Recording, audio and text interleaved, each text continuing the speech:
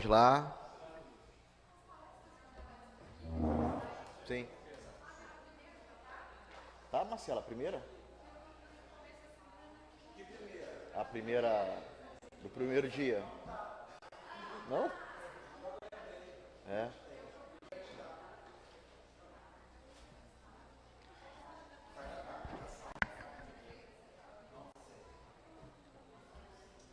Vamos começar.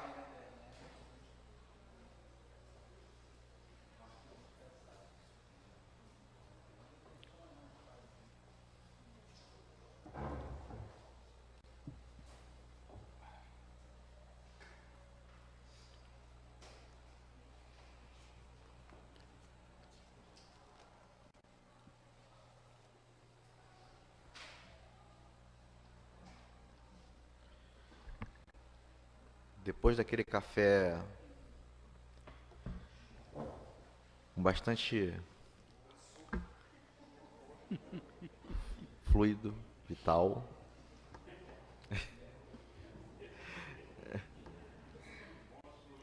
Magnetizado. Agora vai dar aquele boot para recomeçar a segunda etapa.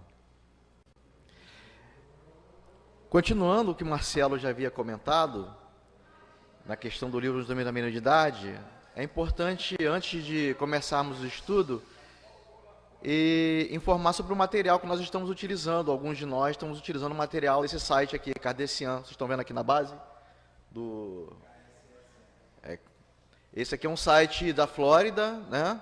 É onde eles produzem muito material de estudo. É interessante, quem tiver no estudo até mesmo sistematizado da doutrina espírita, quem tiver no estudo mediúnico, ele tem todo tipo de material lá e muito bem produzido, é feito com carinho, é liberado. O material está offline lá para poder, pessoal, quem quiser procurar. Em PowerPoint lá. Editável, né? Eles deixam achar em PowerPoint, muito bom.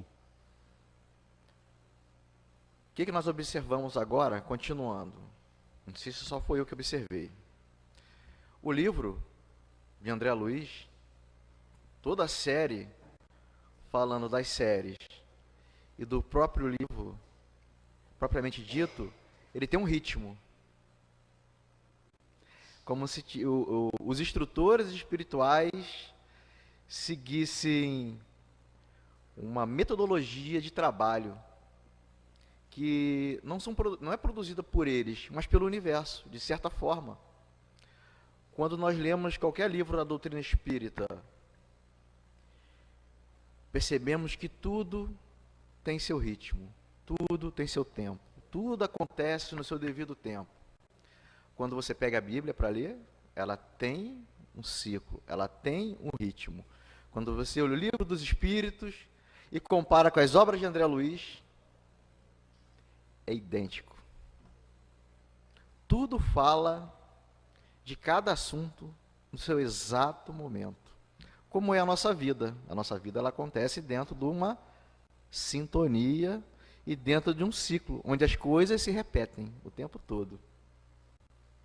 E isso que os instrutores da obra vêm nos trazer brilhantemente. Toda vez que eu leio, se você estuda o livro, se aprofunda nele, e você pega o livro dos médiuns e faz a leitura, é a mesma coisa. É a mesma coisa.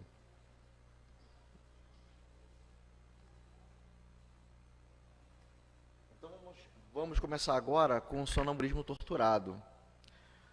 Continuando na sessão mediúnica, onde Aulos, André Luiz e Hilário estão, né, as coisas vão acontecendo.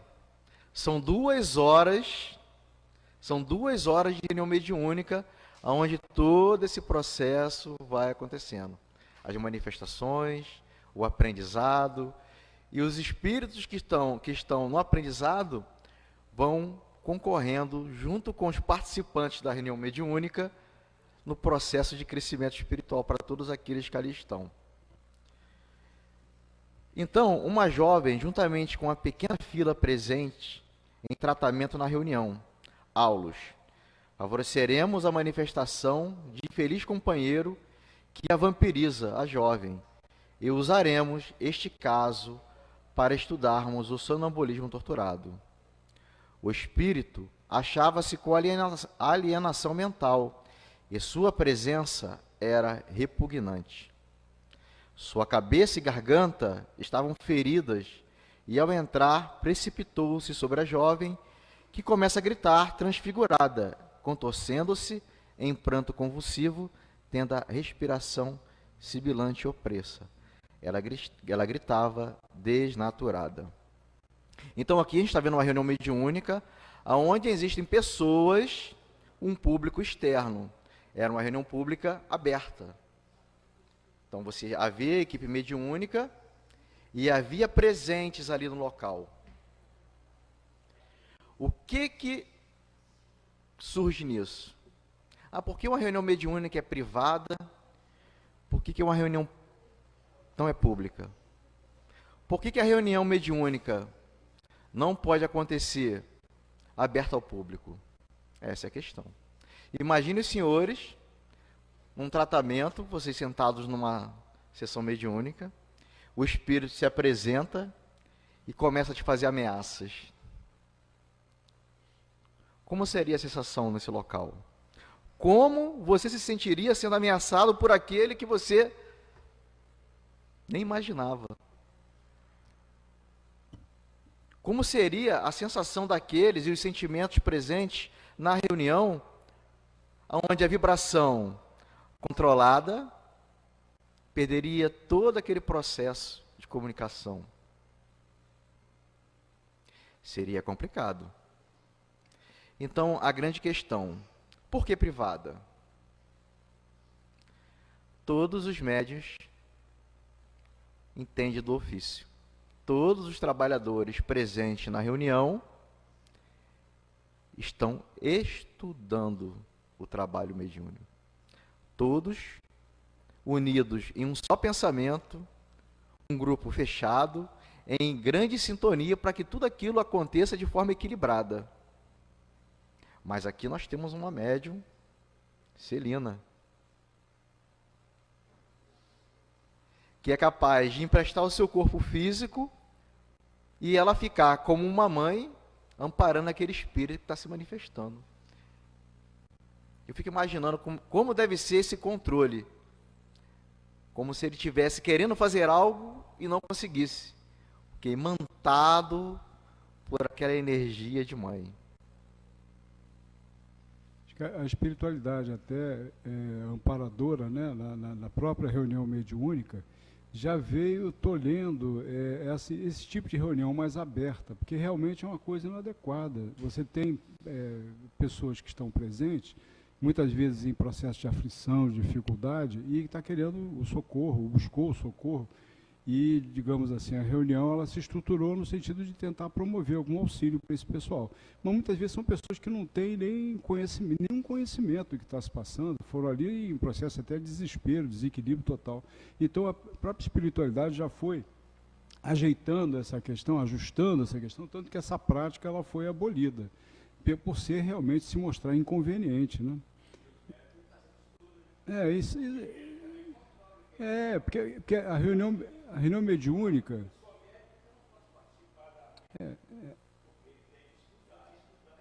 tem uma palavra que traduz bem a questão da reunião mediúnica: controle, amor e controle, né? É uma reunião marcada pela questão do amor na proposta amorosa de auxílio, né?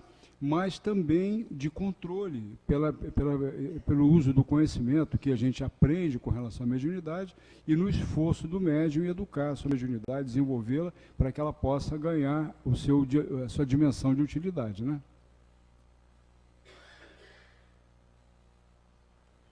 Ela não se afastou do corpo físico e agia por si própria.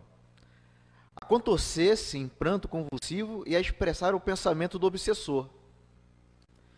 Não tendo havido o domínio do corpo físico, o que caracterizava a possessão.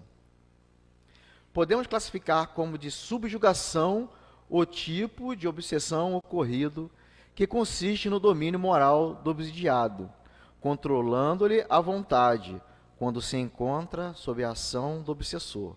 A obsidiada tem o seu cérebro por ele invadido, e diversas de suas partes desestruturadas, ficando em estado de hipnose profunda e perdendo o controle da máquina cerebral.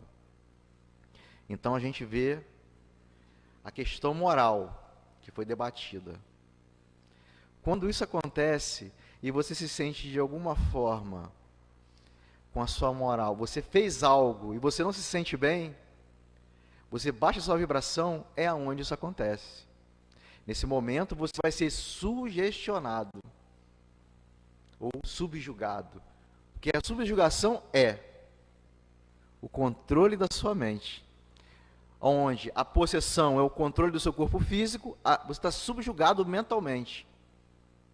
Onde existem algumas obras do próprio André Luiz que diz da questão da licantropia, porque você é uma loba, você fez isso, você fez aquilo, você vai ser isso, e você acaba aceitando aquela sugestão e se transformando naquela hipnose feita mentalmente, se repetindo. E é um processo de regressão a um estágio anterior, né? No caso aí no animal, o estágio animalístico, né? A nossa evolução, como se a gente estivesse regredindo a um estágio inferior. Mas não se preocupem, se isso acontecer, de repente você vai perder a sua forma física para virar um ovo.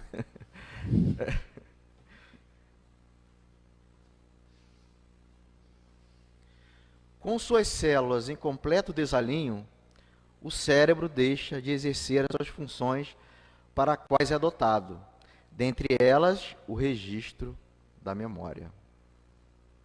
Além disso, estando com a mente perturbada pelo domínio obsessivo, sequer consegue perceber o que acontece à sua volta, não tendo como guardar os fatos da memória. A pessoa perdeu totalmente a sua linha de pensamento. E na maioria das vezes, o espírito fala através dela, utilizando a sua mente, o seu sistema nervoso. Porque os plugs pessoais estão sendo retirados. Os plugs do espírito que está acompanhando, conectados.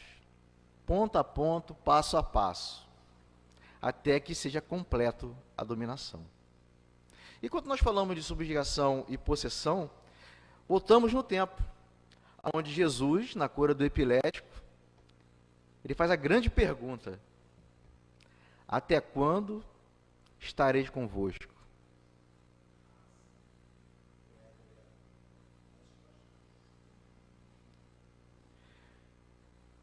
Jesus, quando pergunta isso, ele está chamando não só os apóstolos, mas 2019, ao grande compromisso de realmente estarmos na doutrina espírita, ou nas suas devidas religiões, comprometidos com os seus ensinamentos do Evangelho, que é justamente a ferramenta necessária para qualquer tipo de tratamento. E ele nos mostra que o segredo está no pensamento. Está dentro de nós. A cura está aqui dentro. E ele nos estimula o tempo todo a dar esse boot no sistema e fazer com que, espera aí, Jesus está aqui.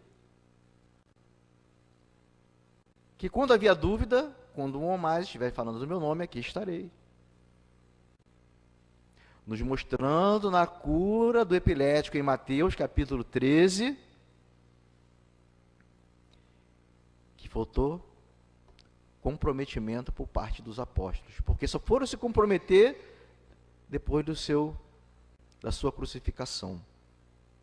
E esse é o nosso compromisso como espíritas, como trabalhadores dele, é segurar na charrua e para cima.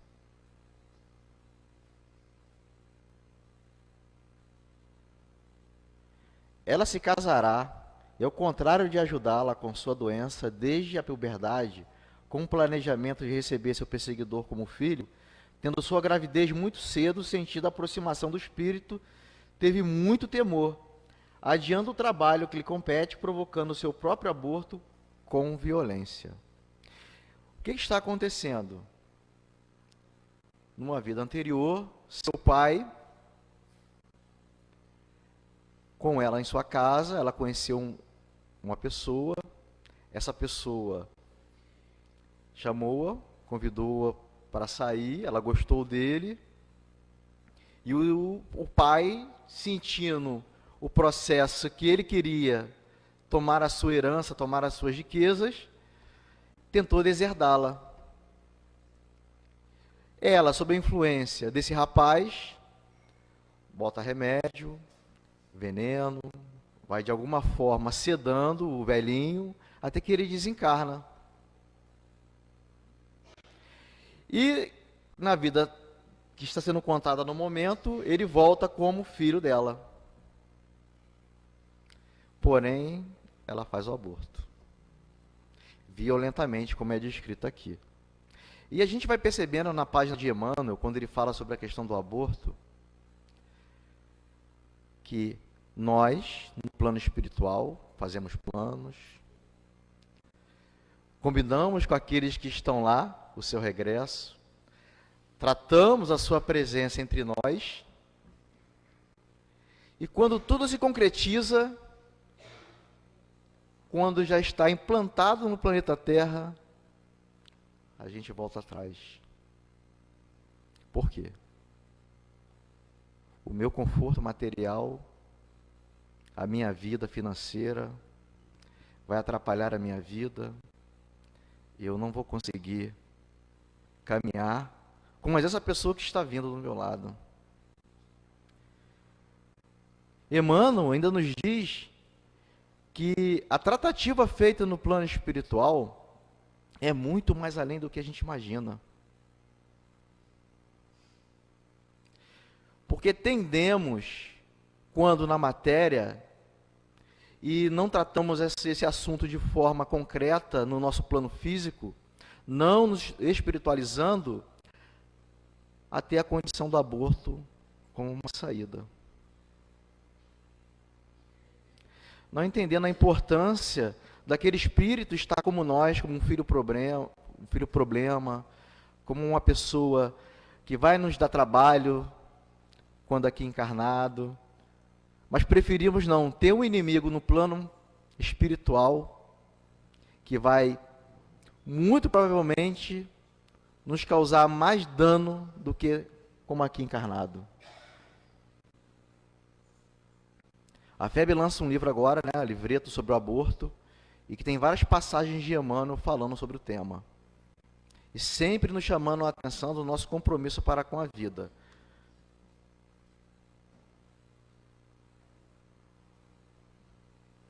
Parte terceira das leis morais. Da lei de justiça, de amor e caridade. Direito de propriedade. 880. Qual o primeiro de todos os direitos naturais do homem? O de viver. Por isso é que ninguém tem de atentar contra a vida do seu semelhante, nem de fazer o que quer que possa, comprometendo a existência corporal. Traga isso para você. Quantas vezes nós não comprometemos a nossa vida com os nossos pensamentos diários? Com os nossos pequenos suicídios mentais? Com nossos estresses diários que causamos mortes celulares o tempo todo? Desequilibrando os nossos chakras e a nossa energia. Quando você entra numa câmara de passe, está aqui sentado, esperando o seu momento, o que passa na sua cabeça? Porque Aulos vem nos falar que o sentimento, que o pensamento comanda todas as nossas ações, tanto dentro quanto fora de nós. O que emanamos daqui de dentro é energia. E o que sentimos também. E o nosso campo vibracional, quando temos aquele companheiro que ficou para trás em outras existências e que temos a oportunidade de alguma forma trazê-lo de volta, na hora batemos o sino. não estou pronto, não quero. Não quero você do meu lado. E preferimos ter o inimigo desencarnado, que vai nos danificar muito mais.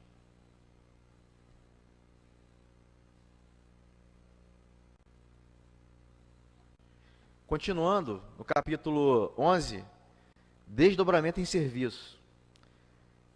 Essa parte do desdobramento em serviço a gente tem no meio espírita.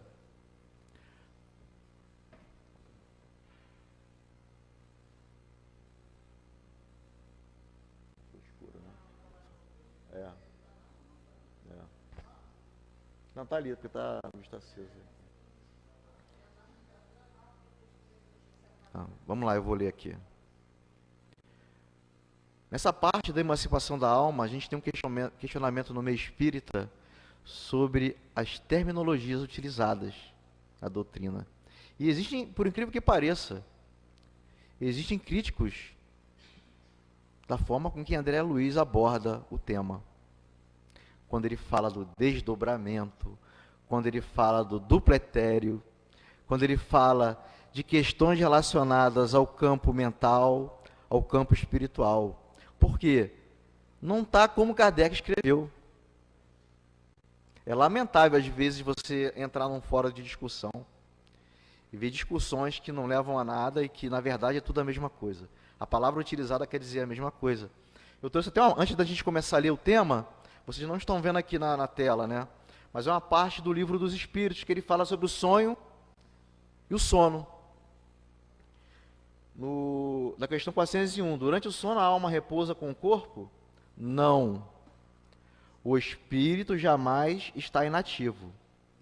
Durante o sono, afrouxam-se os laços que o prendem ao corpo, e não precisando este, então, de sua presença, ele se lança pelo espaço e entra em relação mais direta com os outros espíritos.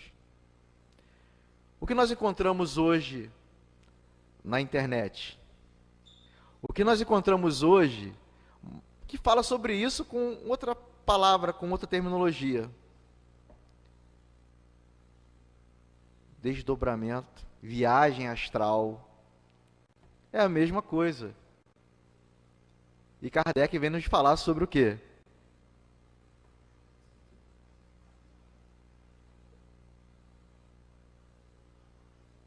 Agora apareceu, né? É porque a tela ficou escura a letra.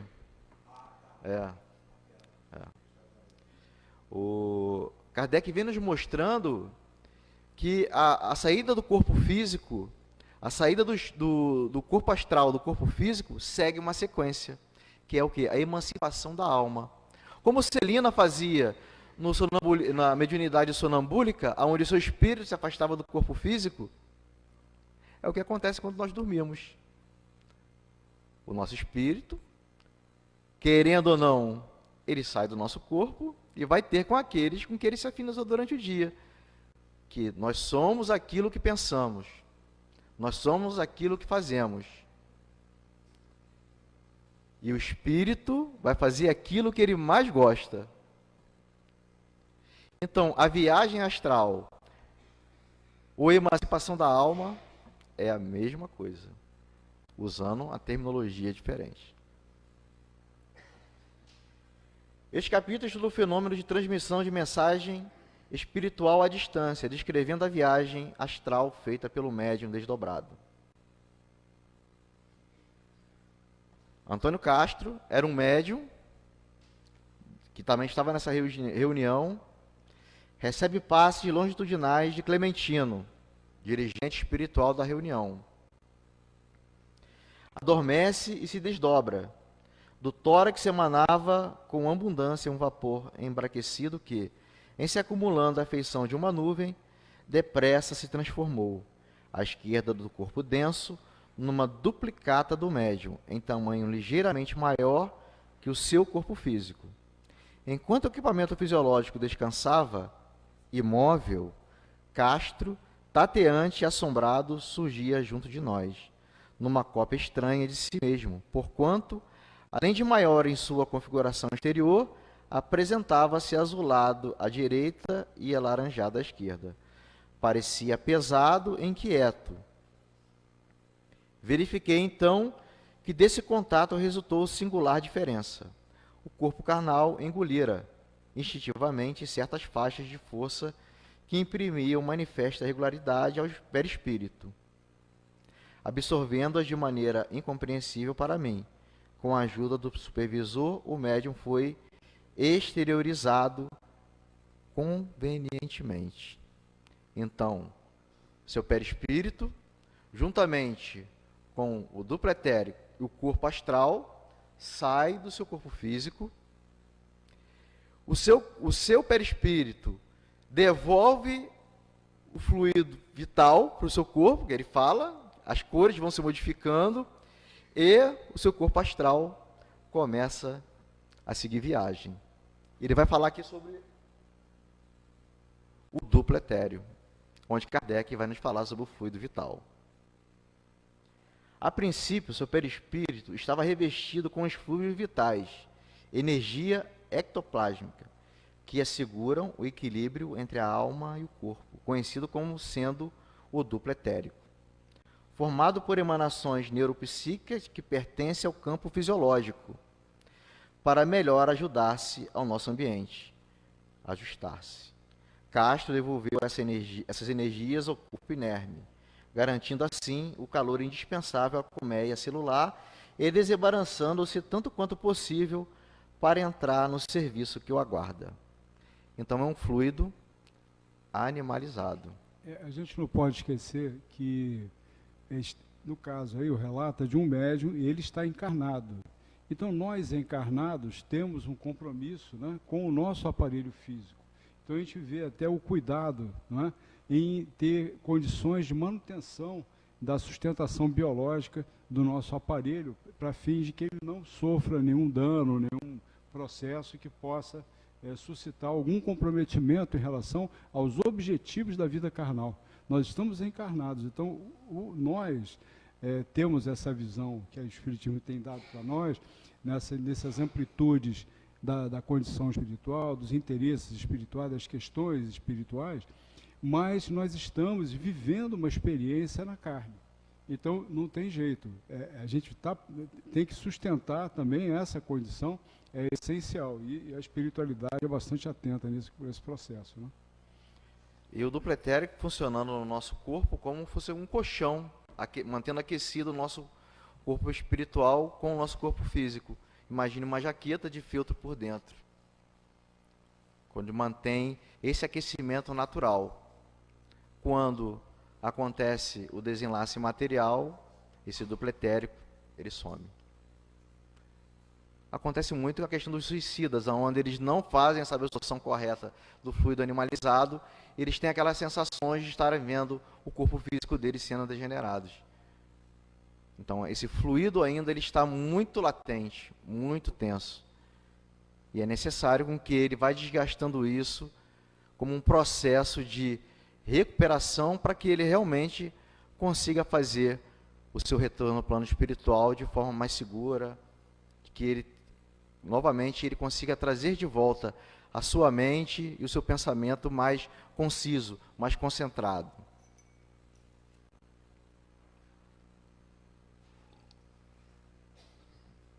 Desdobrado, não parecia com a sua roupa azul e cinza, mas sim com um roupão embranquiçado que lhe cobre os pés.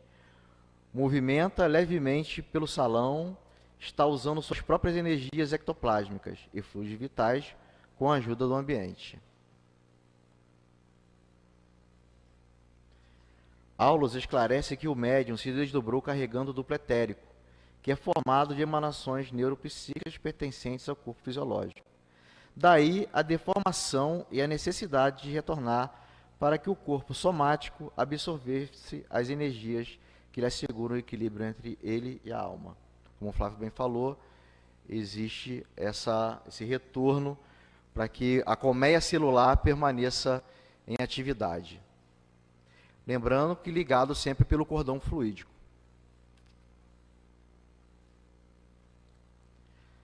Adverte Aulus que se o espaço que ocupa o seu perispírito desdobrado for ferido violentamente por alguém, o médium sentirá dor. pois está ligado ao seu corpo pelo cordão fluídico. Castro ainda é iniciante. À medida que ganha experiência, manejará possibilidades avançadas, assumindo os aspectos que deseje. Quanto à sua vestimenta, o médium desdobrado, por força da sua concentração mental, se mostra na expressão que desejar, buscando adequar-se aos costumes do ambiente espiritual em que se situa.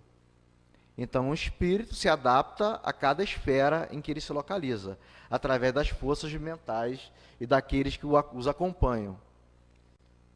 Se você vai a uma esfera do plano espiritual, os mentores que ali se encontram, através da sua força psíquica, vão mostrar o que é produzido ali, que energia é aquela composta naquele local. E você vai utilizar, dentro da lei de afinidade, a forma melhor que você vai ser visto, que você vai ser refeito, a sua roupa.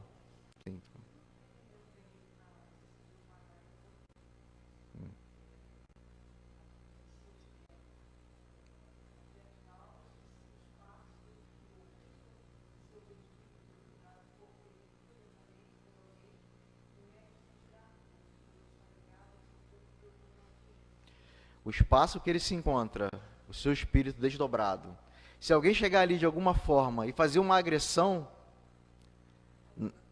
ele vai sentir a dor. Porque ele está ligado aonde? Quem sente tudo é a mente. A mente é que sente tudo. Então, porque as informações vão sendo passadas. Nós estamos ligados através do fluido vital, onde nós temos o cordão, que está ligado aonde? No nosso chakra frontal. E esse chakra está o quê? Absorvendo todas as impressões do ambiente que ali está. Ele está pensando, ele está percebendo, ele está sentindo tudo aquilo que está acontecendo ali.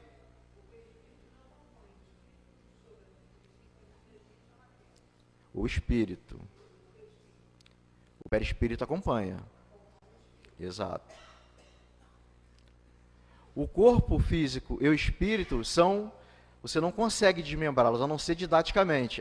Você não consegue, a não ser didaticamente, para efeito de estudos.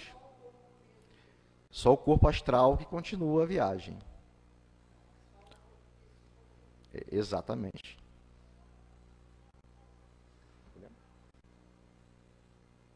Os laços com o corpo físico não se rompem. Quando ele fala do cordão fluídico, é como se você pegasse todos esses laços que tem entre o corpo físico e o corpo espiritual, eles se enfeixassem, fosse um feixe de laços e ele seguisse. Mas esse laço é expansível ao infinito, entendeu? A expansibilidade é imensa. Então, o perispírito ele tem essa condição, mas o corpo continua ligado ao perispírito. Ele não perde essa relação, essa ligação, entendeu? Existem relatos em alguns livros de André Luiz, onde nós somos identificados através desse cordão fluídico. Isso aqui é o encarnado que está passando aqui. Ele deixa o rastro dele.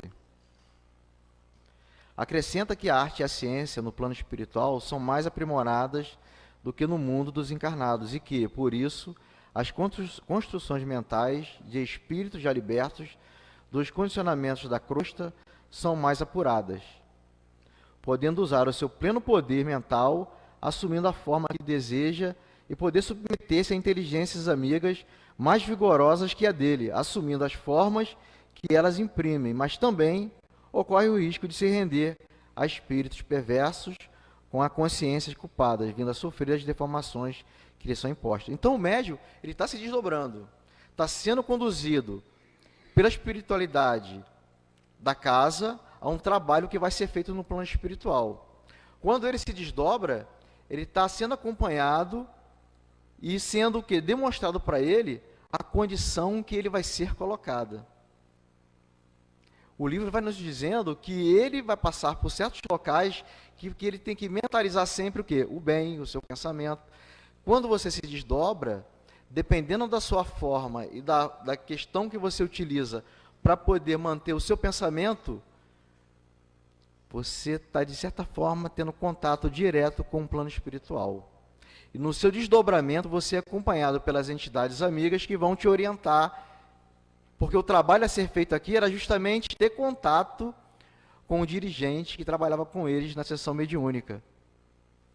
e que eles sentiam falta, porque havia alguns dias que ele havia morrido, havia desencarnado. E pela falta que ele fazia ao grupo mediúnico, eles necessitavam de uma palavra amiga.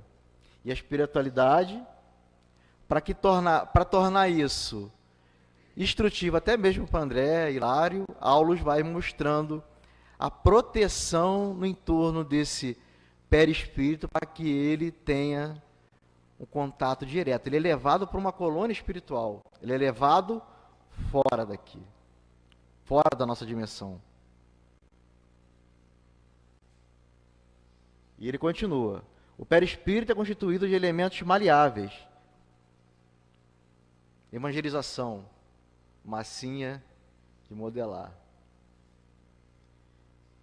Obedecendo o comando dos pensamentos, seja nascido da nossa própria imaginação ou da imaginação de inteligências mais vigorosas que a nossa. Se pudesse pensar com firmeza fora do campo físico, se já tivesse conquistado uma boa posição de autogoverno, com facilidade imprimiria sobre as forças plásticas de que se reveste a imagem que preferisse, aparecendo ao nosso olhar como o melhor que aprovesse, porque é possível estampar em nós mesmos o desenho que nos agrade. Sim, mas importa reconhecer tudo que esse desenho, embora vivo, não é comparável ao vestuário em nosso plano. A questão é que nós sintonizamos conforme a gente vibra, conforme a nossa atmosfera psíquica, né? A nossa psicosfera, o que você mentaliza, os seus anseios, nosso ambiente psíquico que vai ditar com o que a gente está sintonizando. E isso aí vale para tudo, a nossa condição aqui na carne, a nossa condição no plano espiritual. Então, aquele espírito que já tem uma elevação maior um pouco, ele tem uma condição de trabalhar melhor essas situações, digamos, de uma forma mais favorável, mais adequada, né? Com a gente também tem esse problema. Às vezes a gente dorme e o corpo lá embaixo da cama. Você dorme e teu perispírito desce. Você dorme, seu perispírito não sai nem do seu lado, está ali paradinho, você está tão cansado que você desliga. Porque a gente tem aquela questão, né? O inferno é para baixo, o céu é para cima. Então você desliga a conexão, você não sabe que você continua trabalhando, e você não faz esse exercício de querer continuar trabalhando, de querer fazer com que você, quando dormir, esteja a serviço.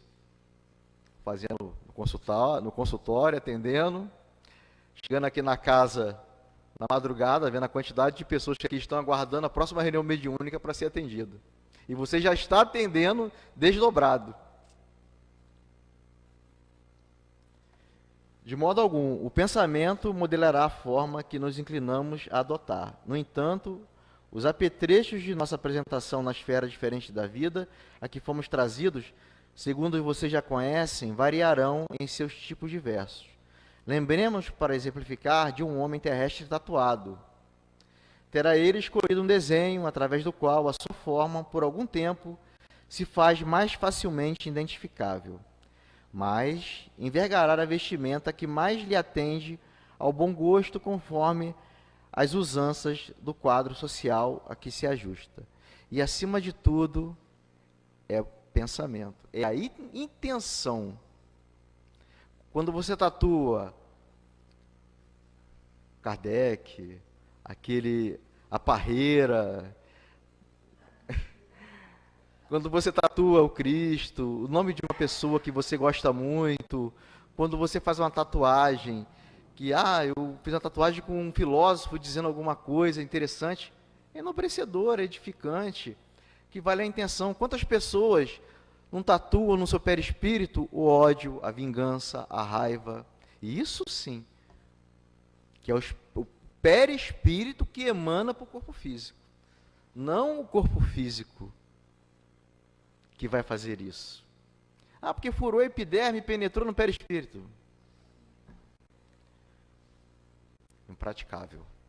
Aí nesse ponto, Luiz, só um apelo, as pessoas elas falam sobre a tatuagem, mas fazem sobrancelha de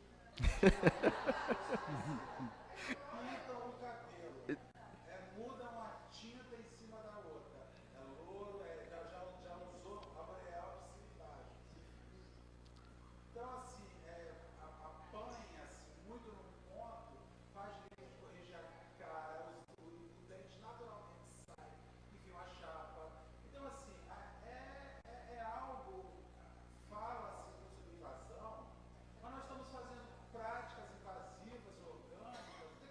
Exatamente. O tempo inteiro você tem uma prática invasiva orgânica. O tempo inteiro você usa algo que muda a origem daquilo que a natureza orgânica está se manifestando em você.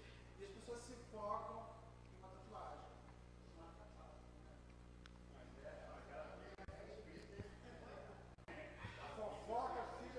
A fofoca fica no seu perispírito. Ah. A maledicência, exatamente. Então não se fixe no ponto específico. A inveja fica ali. A raiva, corta o coração no meio. E eles, né, André Luiz fala muito dessa questão dos chakras, das vibrações, das energias, das conexões. Quando um chakra entra em desequilíbrio, o seu corpo físico todo destrambelha. Porque cada componente está conectado, direcionado a um órgão do seu corpo. O seu coração, as ramificações dos chakras, as suas irradiações para dentro do seu corpo físico vão penetrar no fundo do seu perispírito. E de alguma forma vão contaminá-los. Para quê? Num provável futuro bem próximo, você retornará com aquilo no qual você vai ter que exteriorizar o seu corpo. Tenho certeza que você não vai exteriorizar a sua tatuagem. Se ela ficou boa, de repente até sim. Mas exteriorizará a raiva, como uma doença do coração. Exteriorizará uma doença pulmonar, um câncer na garganta, por todas aquelas asneiras que nós falamos. Está tudo interligado. A palavra é intimamente, como uma cebola, tudo por camadas. E quando aquilo atinge lá no fundo, uma hora ele vai ter que voltar. Porque danos causados na matéria só se reparam na matéria.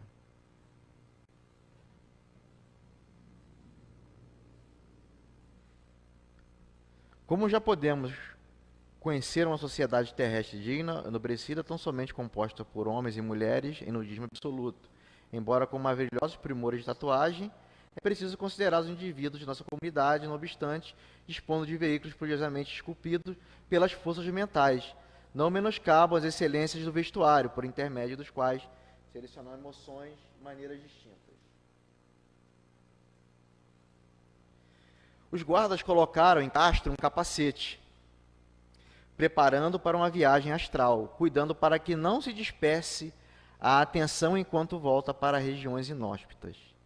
Em viagem, amparados por Rodrigo e Sérgio, o médium consegue a dizer pela sua boca física que vê formas estranhas embaixo, sob os pés, que está no escuro e sente medo, e revela o desejo de retornar, que não pode suportar. Mas Raul, com o apoio do grupo, quem era o Raul? O doutrinador. Com o apoio do grupo, ora e pede a elevação do teor vibratório dos irmãos em viagem, recebendo a notícia de que tudo melhorou. Ora, ele usa a palavra grupo novamente. Porque não é só o esclarecedor que está ali. É o médio, é a sustentação, toda aquela equipe sintonizada, trabalhando com o mesmo objetivo. Quando ele fala lá na frente da TV de plasma que é construída, ela é construída com a energia de todos que ali estão. Porque se um daquele ali cair a vibração, ou está ali, está na sessão mediúnica, está pensando em casa, está pensando nos problemas, a coisa não vai acontecer como planejado. E a espiritualidade vai ter o dobro de trabalho para fazer com que isso aconteça. Novamente, convocação de aulos. O pensamento é tudo. O nosso dia é tudo. Porque quando nós entramos aqui na casa, nos nossos primeiros momentos, onde nós somos acolhidos, e muitos vêm pelo desequilíbrio, Ou eu vejo coisa, eu estou sentindo, eu estou falando, eu estou vendo. E não querem compreender que, na verdade, está dentro dele a resposta. Está dentro de nós. E aqui, através do estudo, nós aprendemos a nos curar. Que a verdadeira cura começa no conhecimento. Começa naquele trabalho que a gente começa aqui no EG, tratamento espiritual, evangelização, atendimento fraterno. Quando você entra na livraria e começa a conversar, o livro tal, está ali, que livro é legal. Esse livro fala de quê? Nossa, esse livro falou para mim, era assim mesmo. E em nossa casa, onde nós residimos, a conversação edificante transforma o nosso lar na nossa grande igreja. Porque quando nós saímos daqui, saímos pisando em ovos. Mas quando estamos lá fora, acontece tudo para que a gente caia. E aí que entra o dia de treinamento. Começa ali a prova. E como é difícil, né? Como é difícil a gente tentar manter a nossa vibração. E aulas com a equipe espiritual mostra que veio para a reunião mediúnica, veio para um trabalho não só reunião mediúnica, porque a partir do momento que você está no estudo, você está numa reunião mediúnica. Porque ali existem espíritos que estão estudando. Existem dirigentes daquele trabalho, que estão ali junto com você. Todos nós, em todos os momentos, compartilhamos um pouco de nós.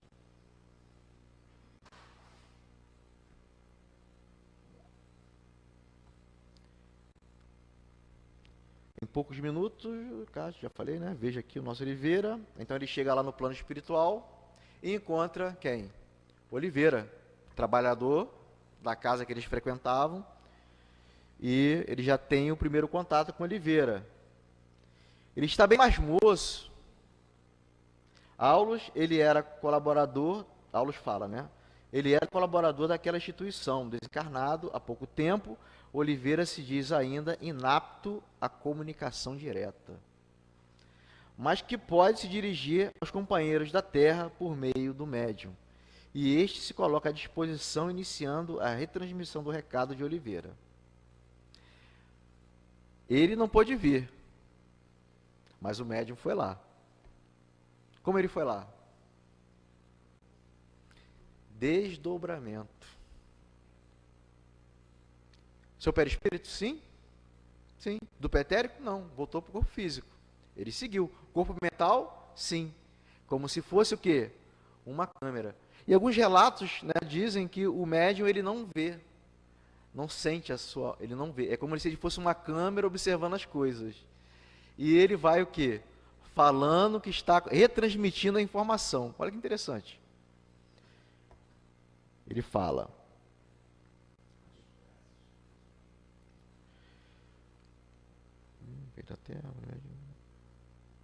meus amigos, que o Senhor lhes pague. As preces do nosso grupo alcançam-me cada noite, como projeção de flores e bênçãos. Agradeço a todos. Sinto-me convalescente, mas reconfortado e quase feliz. A vibração e os pensamentos produzidos se transformaram em flores. Se materializaram no plano espiritual como flores astrais. E muitos médiuns com clarividência, os médiuns videntes, relatam que nas reuniões, no estudo doutrinário, a casa fica repleta de flores. Nós tivemos uma reunião aqui uma vez com a dona Ivani Medina. Ela tocava piano e cantava. Naquela reunião foi impressionante, porque eu senti cheiro de flores do salão inteiro, várias pessoas sentiram o perfume de rosas em todo o salão, né? E minha esposa até conseguiu identificar várias pétalas caindo de rosas, assim, dentro, no recinto, né? Uma coisa maravilhosa. Você viu o que é, né, a expressão, né, a espiritualidade, né, que que faz. O que pensamos, também criamos.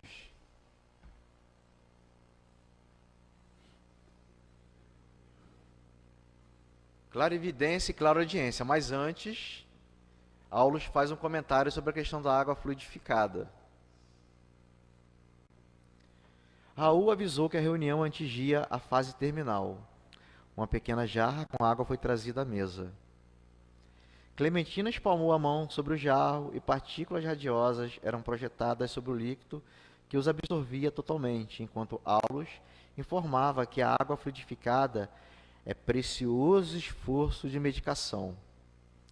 Há lesões e deficiências no perispírito que depois se estampam no corpo físico, que só a intervenção magnética consegue aliviar, até que os interessados se disponham à própria cura. E Kardec vem nos trazer essa questão de modificação molecular, que não é nenhuma mágica, que não é nenhum tipo de controle moral por parte de quem está ali presente.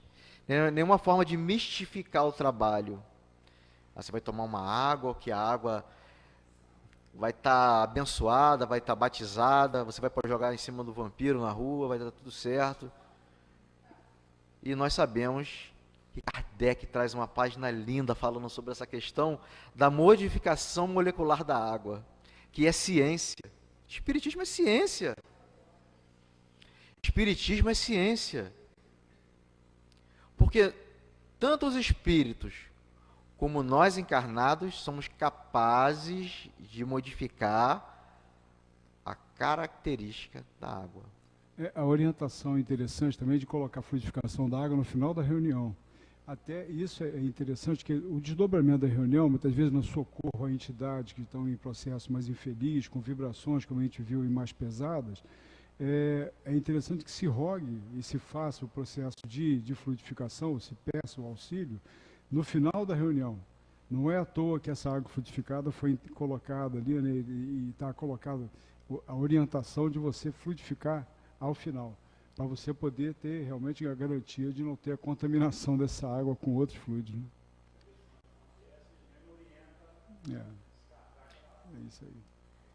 Exatamente. E a ciência hoje já pesquisa isso. A questão...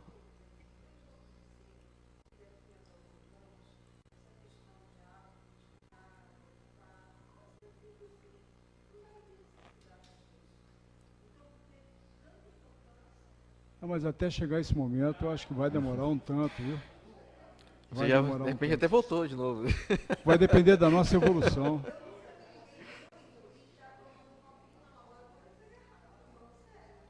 Então escuta que eu vou te falar. Existe uma pesquisa, existe um pesquisador japonês, né, Masaru Emoto. Já tem um livro dele, não sei se já tem em português. Mensagens da Água. Nesse livro ele fez várias pesquisas, pegava a água dos rios contaminados, né, pegava a água teve no Brasil já ele, né, coletando água. Então ele coletava a água daqueles lugares que a água estava bem suja e levava a água para um laboratório, naqueles materiais potentes para visualização da água. Ele via a mudança molecular. Pegava aquela água, levava para um grupo em prece e oração e trazia aquela água de volta. A molécula estava modificada. E ele fez vários trabalhos. Levou para aquelas pessoas, levou para um bar, levou para locais que têm vibrações baixas, levou para as igrejas, levou para os templos budistas. A interação até com a música também, né? De acordo com a música. A água, quando tocava música Beethoven, Bach, erudita, a molécula dela toda se modificava. Ela tomava uma outra forma. Então imagina o que nós fazemos na nossa casa quando bebemos aquela água que estamos com raiva o dia inteiro, falando um monte de besteira, um estresse, aquela energia. A molécula está modificada. Então, os nossos pensamentos modificam dentro da gente também, porque 60% do nosso corpo é água.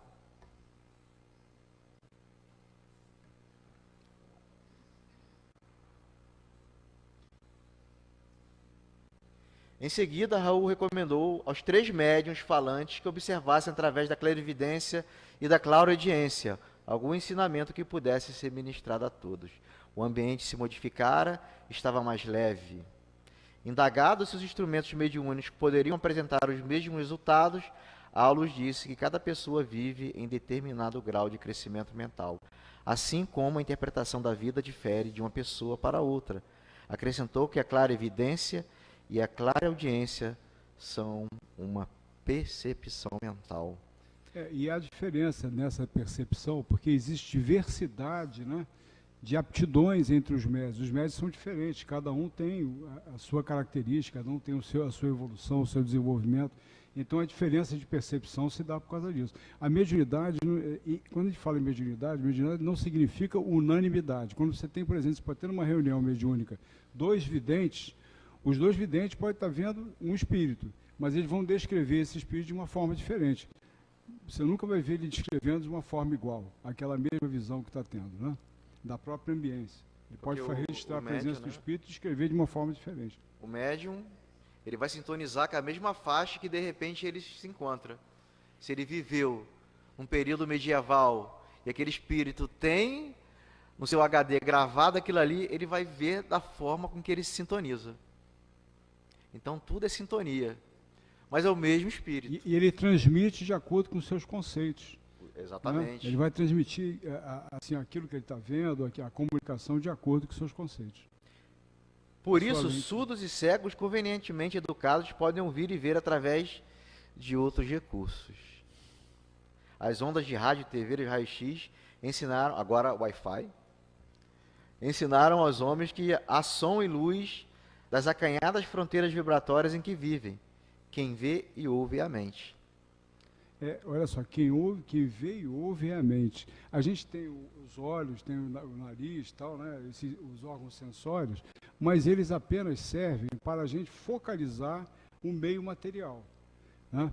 Quando a gente fala de espírito, os sentidos não estão localizados. Eles estão no corpo todo, no espírito como um todo. Né?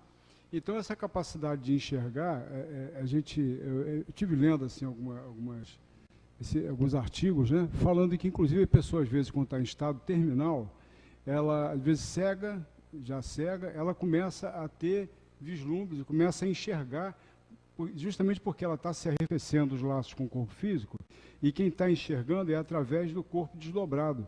E o corpo desdobrado, ele tem a capacidade de enxergar, ele enxerga, ele independe do aparelho, dos aparelhos do corpo, para poder enxergar, né?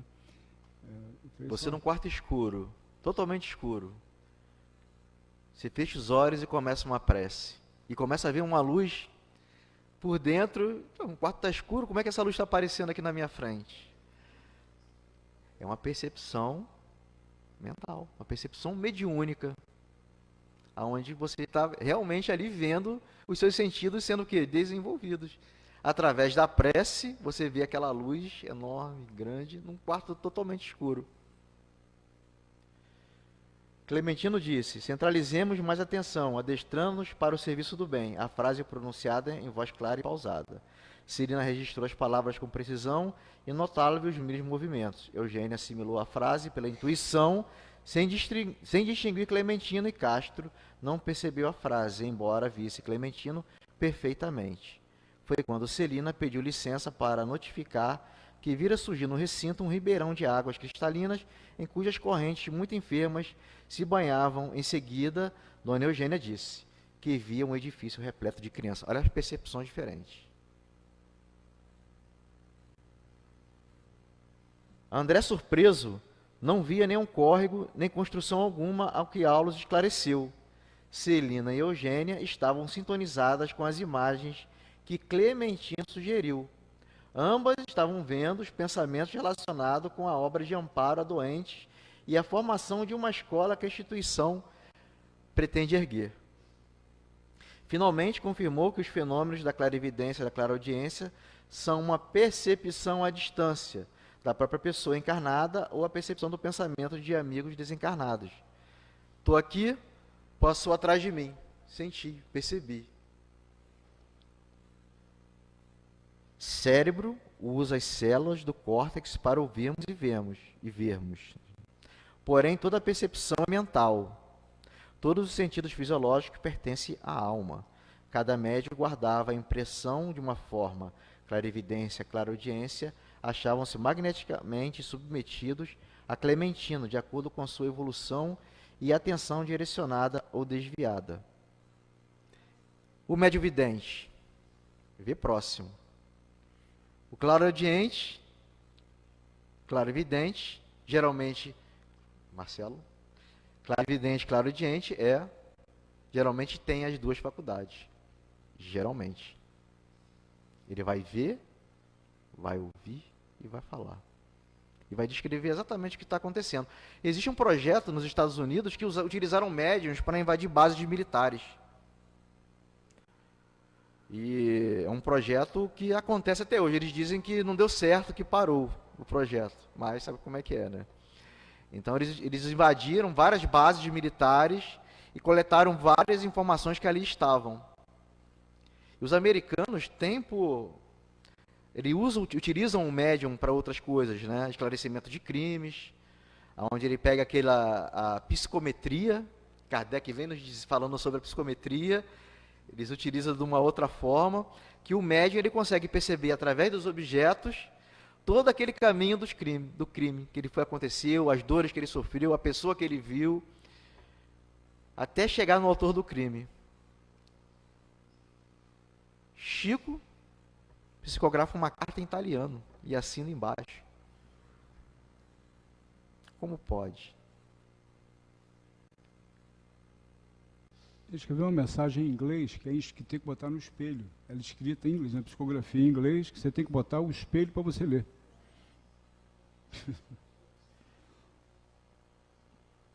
Então, chegamos ao fim.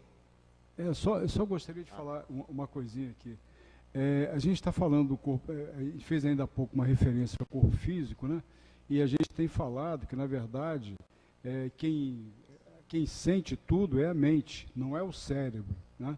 O nosso cérebro, até nas palavras de Hermínio de Miranda, que falava isso, ele dizia o seguinte: o nosso cérebro é muito mais um aparelho para esquecer do que um aparelho para lembrar. E por que ele falava isso? O nosso cérebro físico, ele é uma resistência, é um abafador para a memória integral do espírito. Porque enquanto encarnados, nós não teríamos condições de ter uma vida normal, revivendo as lembranças do passado, as memórias integrais do espírito, com essas cargas de emoção que a gente teria, e encontros, situações, lembranças várias que iriam nos desequilibrar emocionalmente a tal ponto que a gente não teria como.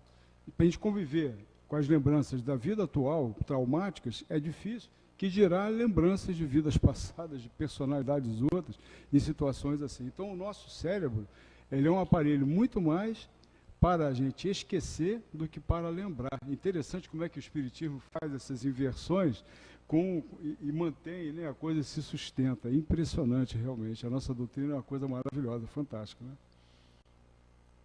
Kardec hoje, Kardec sempre. É a única forma de se alcançar o conhecimento, através de Kardec. Porque tudo que está na doutrina espírita, Kardec nos colocou. E quando acessamos a obra boa, o bom conhecimento, o bom estudo, bem feito, sério, estamos falando com Kardec e de Kardec o tempo todo. Boa noite, meus amigos.